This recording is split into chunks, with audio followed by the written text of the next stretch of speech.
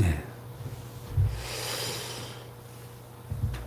자, 드디어 바울이 꿈의 사역지, 그의 마지막 사역지가 된 로마에 도착해서 죄수의 신분이었지만은 로마 시민권을 가지고 있었기 때문에 아마 가택연금 상태에서 비교적 자유롭게 사람들을 만나고 복음을 전할 기회가 있었던 것 같습니다. 그래서 바울이 사람들을 초청해서 그가 유숙하고 있는 집에 많이 찾아오니까 아침부터 저녁까지 하루 종일 말씀을 강론하면서 하나님의 나라를 증언하고 모세율법과 선지자의 말을 가지고, 즉 구약 성경을 가지고 예수님에 대해서 가르치는 그런 복음 전도의 기회로 삼는 것을 봅니다.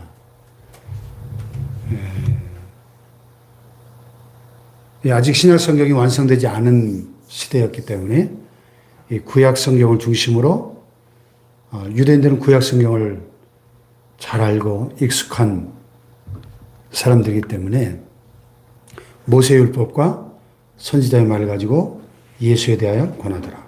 결국 구약 성경의 주제는 예수 그리스도니까 창세기부터 말라기까지 오실 메시아 예수 그리스도에 관해서 말씀하고 있는 것이니까 구약 모든 구절구절마다 예수 그리스도가 감춰져 있지 않습니까? 그래서 하루 종일 예수 그리스도에 대해서 또 하나님의 나라에 대해서 말씀을 강론하며 증언했다. 그렇습니다.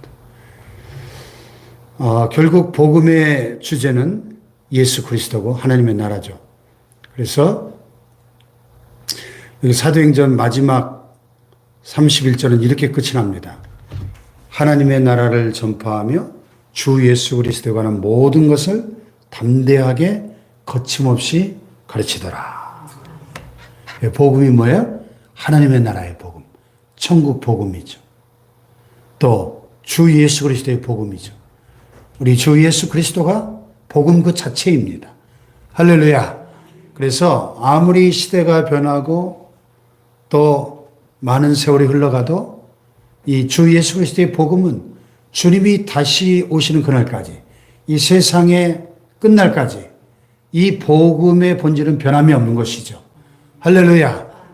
예. 그래서 우리는 바울이 했던 것처럼 우리에게 주어진 모든 기회를 활용해서 하나님의 나라를 전파하고 주 예수 그리스도에 관한 모든 것, 즉 복음의 그 전부를, 복음의 일부가 아니라 복음의 전부를 담대하게 거침없이 가르치며 전파하는 저와 여러분 되시길 축복합니다. 그래서 이 사도행전의 맨 마지막 끝에 나오는 헬라어 원어 성경의 마지막 단어가 거침없이, 거침없이, 거침없이. 헬라어 아콜리토스라는 이 말은 방해를 받지 않고 그런 뜻입니다. 여러분, 바울은 지금 죄수의 신분으로 가택연금 상태였지만은 복음은 아무 것에도 방해받지 않고 거침없이 담대하게 이 로마 제국의 수도였던 로마 곳곳에 쫙 퍼져나갔다는 것입니다. 할렐루야.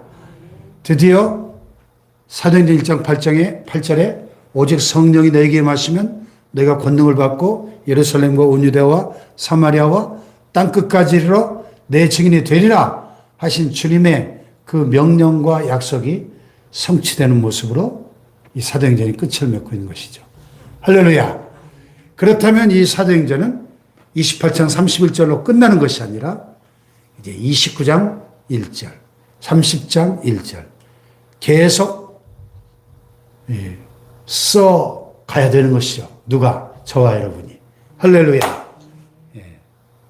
바울이 온 이태를 2년 동안을 자기 셋집에 머물면서 자기 오는 사람을 다 영접하고 이 복음을 거침없이 가르치며 전했던 것처럼 여기 바울에다가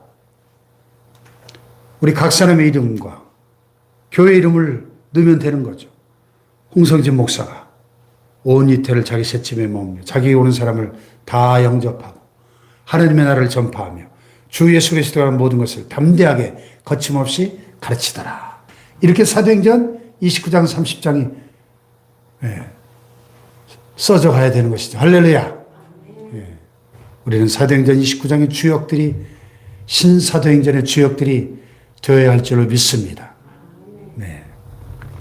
자, 그런데 이 복음이 이렇게 거침없이 로마에까지 사도 바울을 통해서 많은 사람들에게 전파가 됐는데 반응은 엇갈렸어요. 그죠? 그 말을 믿는 사람도 있고 믿지 않은 사람도 있었다. 서로 맞지 않아요? 흩어졌다. 그랬어요. 그러니까 2000년 전이나 지금이나 동일한 복음이 전파되어도 믿음으로 아멘하고 받아들인 사람들인가 하면 믿지 않는 사람도 있다는 거예요. 믿음은 모든 사람들 것이 아니다 그랬어요. 믿음은 하나님의 선물이다 그랬습니다. 너희가 그 은혜를 인하여 믿음으로 말미암아 구원을 얻었나니 이것이 너에게서 난 것이 아니요 하나님의 선물이다. 우리가 예수가 믿어지는 거, 이 복음이 믿어지는 거 정말 귀한 축복입니다. 할렐루야. 이 믿음도 내가 믿고 싶다고 믿어지는 게 아니라 하나님이 믿음을 주셔야 돼요, 사실은. 하나님의 선물이라고 그랬어요.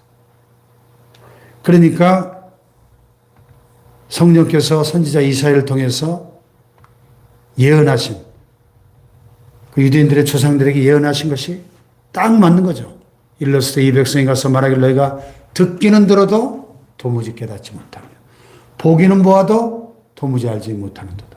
이 백성들의 마음이 우둔하여져서 그 귀로는 둔하게 듣고 그 눈은 감았으니 이는 눈으로 보고 귀로 듣고 마음으로 깨달아 돌아오면 내가 고쳐줄까 하며 이 이스라엘 백성들의 그 완악함으로 인해서 그들의 마음이 우둔하여졌다는 겁니다. 그래서 듣기는 들어도 깨닫지 못하고 보기는 보아도 알지 못하고 이 강팍한 마음으로 인해서 회개하고 하나님께 돌아올 그 기회를 잃어버리고 말았다는 거죠.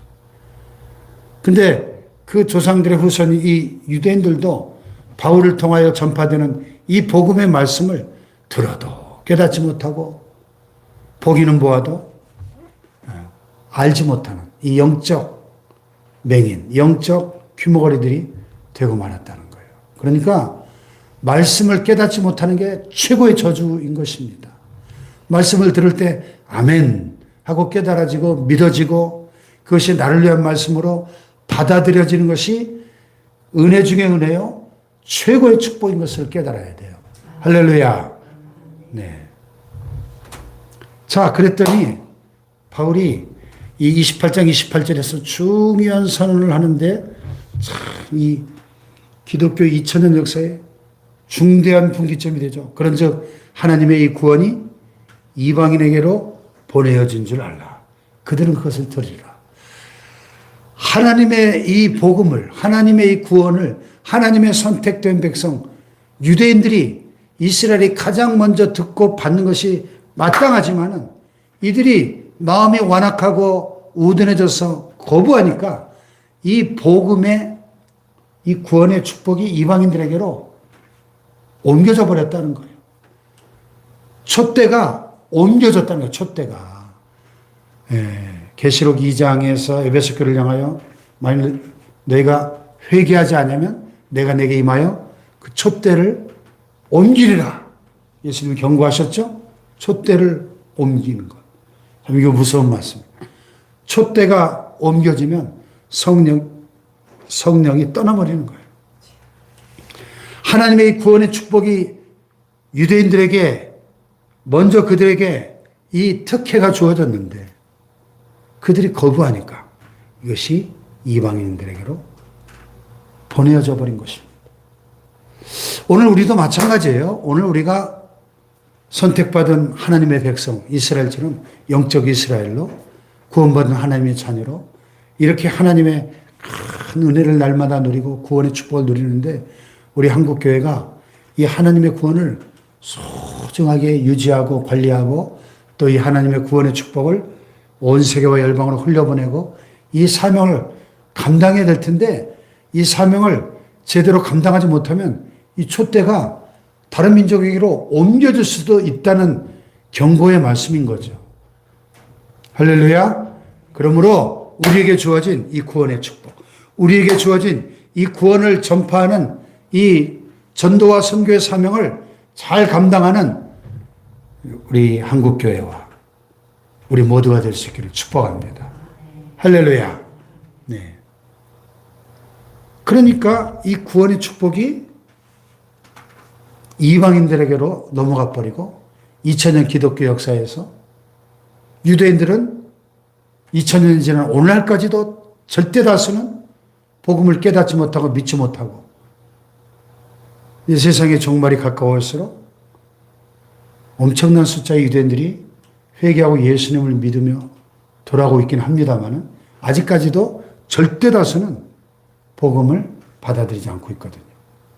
그 요한계시록에 보면 7년 대환란, 하나님이 작정하신 그 야곱의 환란의 때, 예? 그 7년 대환란 기간 중에 하나님께서 유대인 12지파 가운데 14만 4천 명을 성령으로 인치시고 그 대환란의 무서운 그 시기에 그들을 통하여 유대 민족뿐만 아니라 전 세계 열방 가운데 복음을 전파할 대환란기에 이는 큰 환란에서 나오는 자들인데 각 나라와 족속과 백성과 방언에서 아무나도 능히 셀 수 없는 허다한 무리가 흰옷을 입고 손에 종려가지를 들고 하나님과 어린 양의 보좌 앞에 서서 그 환란을 통과하고 하나님을 찬양하는 모습이 나오거든요. 그러니까 7년 대환란 기간 중에도 14만 4천 선교사들을 통하여 엄청나게 많은 사람들이 그 적그리스도의 핍박을 뚫고 복음을 받아들이고 순교를 통하여 구원 얻게 될 많은 영혼들이 있게 될 것을 계시록은 우리에게 가르쳐주고 있죠. 할렐루야. 그리고 그 시기에 유대민족은 민족적으로 그제서야 깨닫고 회개하며 예수 그리스도를 영접하게 될 것을 성경은 우리에게 계시해주고 있습니다. 할렐루야. 그러니까 이 하나님의 구원이 사실은 2000년 전에 그들에게 먼저 선택권이 주어졌는데 그들이 거부하니까 지금까지 우리가 사도행전을 살펴본 것처럼 바울이 가는 곳마다 제일 먼저 유대인의 회당에 들어가서 제일 먼저 자기 동족 유대인들에게 복음을 전했어요. 유대인의 회당을 거점으로 삼아 복음을 전했어요. 그런데 유대인들이 대부분 받아들이지 않고 오히려 핍박하고 바울을 죽이려고 하고 끝까지 이렇게 거부하니까 구원이 넘어가 버리잖아요. 그래서 2000년 이상 이 복음의 이 특권이 구원의 축복이 저와 여러분에게까지 이렇게 온 거예요. 기회가. 할렐루야. 네. 그래서 바울이 이 사도행전을 우리가 마감하면서 온 이태를 2년 동안 자기 셋집의 가택 연금 상태에서 머물면서 자기에게 찾아오는 모든 사람들에게 이 복음을 담대하게 거침없이 가르쳤던 거죠. 오늘 우리에게 주어진 이 환경과 이 모든 상황들은 우리에게 주어진 복음 전도의 기회로 우리가 활용할 수 있어야 합니다. 할렐루야. 오늘 우리가 어떤 직업을 가지고 있든지 어떤 일을 하든지 어떤 환경 속에 살아가고 있든지 우리가 만나는 모든 사람들에게 바울처럼 담대하게 거침없이 예수 그리스도의 복음을 전하고 가르치는 복음의 증인들 될 수 있기를 축복합니다. 기도하십시다.